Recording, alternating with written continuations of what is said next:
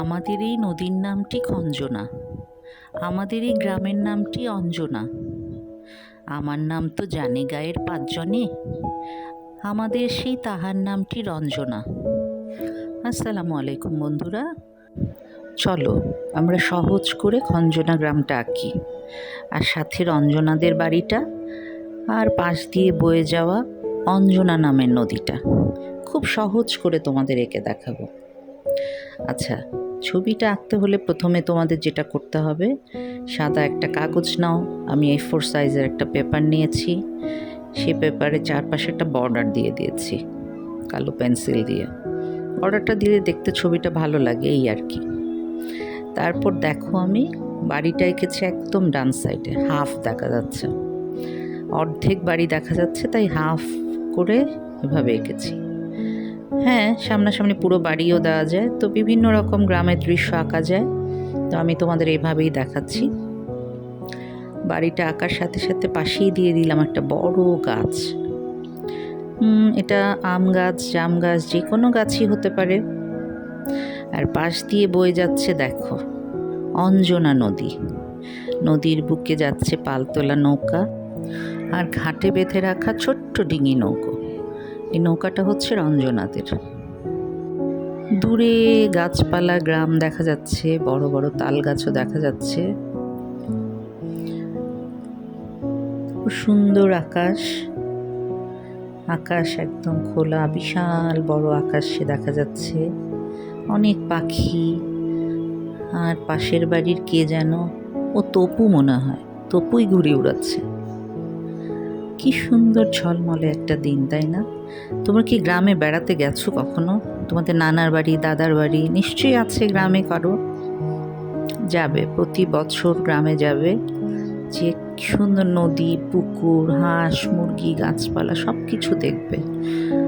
মাটিতে হেঁটে বেড়াবে, কাদায় নামবে, মাছ ধরবে, বৃষ্টিতে ভিজবে। এই ন্যাচারাল জিনিসগুলো আর পাবে না। একটা সময় দাদা দাদি, নানা নানি কেউ বেঁচে থাকবে না, কিন্তু তোমাদের স্মৃতির মধ্যে এগুলো সব বেঁচে থাকবে। যেমন আমি ছোটবেলায় রোজার ঈদে যেতাম দাদার বাড়ি, আর কোরবানি ঈদে যেতাম নানার বাড়ি। দুই জায়গায় ছিল দুই রকম মজা। এখন জানো, সেই স্মৃতিগুলো নিয়েই বেঁচে আছি আমি। আমার মেয়েকেও আমি গল্পগুলি শোনাই, মনে করি। একা একা যখন থাকি সব মনে পড়ে। আর এই যে ছবি আঁকি, কীভাবে জানো ছবি আঁকা শিখেছি? কিন্তু আমি বেশিরভাগই মানে খালি চোখে দেখি। নৌকা নিজের চোখে দেখেছি, গাছ, খড়ের গাদা, গরুর গাড়ি, সব আমার নিজের চোখে দেখা, কোনো ইন্টারনেট, ইউটিউব থেকে দেখা না। তো তোমরাও যতটুকু বেঁচে আছে বাংলাদেশের প্রকৃতি এখনও, তোমরাও যে সেগুলো সুন্দর করে নিজেদের চোখে বেশি করে স্মৃতিগুলি ধরে রাখো। দেখো, কথা বলতে বলতে আমার ব্ল্যাক বর্ডার দেওয়া শেষ হয়ে গেল। আচ্ছা, আউটলাইনটা আগে দিলাম। যে কোনো মার্কার পেন দিয়ে তুমি দিতে পারো, বা গ্লাস মার্কার দিয়েও দিতে পারো। দিয়ে দিলে হয় কি, তোমাদের কালার করতে ইজি হবে। কিন্তু তোমরা যদি আবার ওয়াটার কালার করো, তাহলে এভাবে ব্ল্যাক বর্ডার দিও না।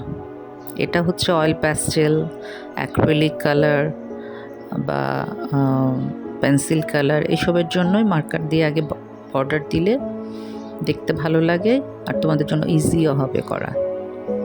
আচ্ছা, পুরোটা যখন হয়ে গেল, দেখো অয়েল প্যাস্টেল দিয়ে আমি শুরু করবে সবসময় আকাশ থেকে। কারণ কি জানো, আকাশ থেকে করতে করতে নিচে নামবে, তাহলে তোমাদের হাতে আর রং লাগবে না, আর ছবিটাও ময়লা হয়ে যাবে না। কিন্তু অনেকে করো কি, নিচে আগে করো, তখন উপরে হাতের নিচে রং লেগে যায়, উপরটাও নষ্ট হয়ে যায়, ছবিটাও ময়লা হয়ে যায়। সেজন্য সব সময় আকাশ থেকে শুরু করবে রং করা। আচ্ছা, আকাশে প্রথমে দিয়ে দিলাম স্কাই কালার, মানে আকাশি কালার। উপরটা দিবে মেঘের, জায়গাটা সাদা রাখবে। শেড করে করে, আকাশ কিন্তু অনেক রকম হয়, আকাশের রঙের কিন্তু কোনো নিয়ম নেই। আকাশ জানোই তো, রেইনবো কালার আছে, রেইনবোর মধ্যে সব কালারই আকাশে থাকতে পারে। আচ্ছা যাক, এভাবে কালার করে করে তারপর গাছের মধ্যে কালার দিবে। গাছের কালারটা কিন্তু উপরে সবসময় লাইট হবে, মানে উপরে সানলাইট যেহেতু পড়ে, উপরে ইয়েলো হবে, তারপর লাইট গ্রিন, তারপর ডার্ক গ্রিন। মানে হলুদের পর হালকা সবুজ, তারপর গাঢ় সবুজ।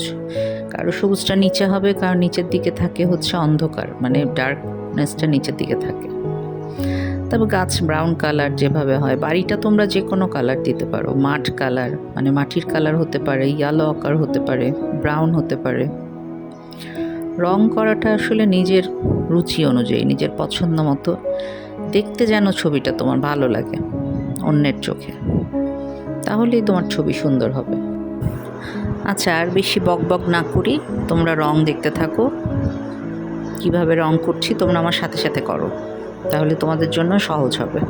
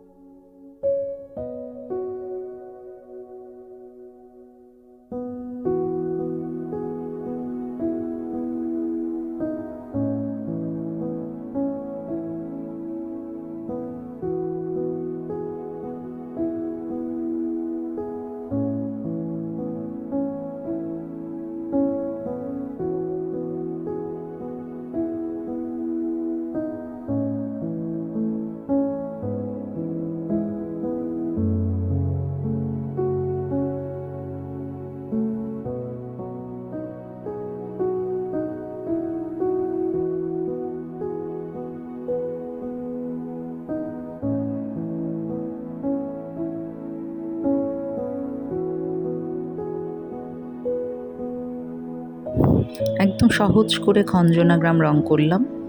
কেমন লাগলো তোমাদের কাছে? নিশ্চয়ই সহজ লেগেছে। এভাবে সহজ ড্রয়িং শিখতে চাইলে অবশ্যই আমার চ্যানেলকে সাবস্ক্রাইব করো, লাইক, কমেন্ট, শেয়ার করে আমার পাশে থাকবে আশা করি।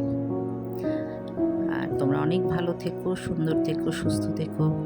আল্লাহ হাফেজ। আবার দেখা হবে কোনো এক নতুন ছবি নিয়ে।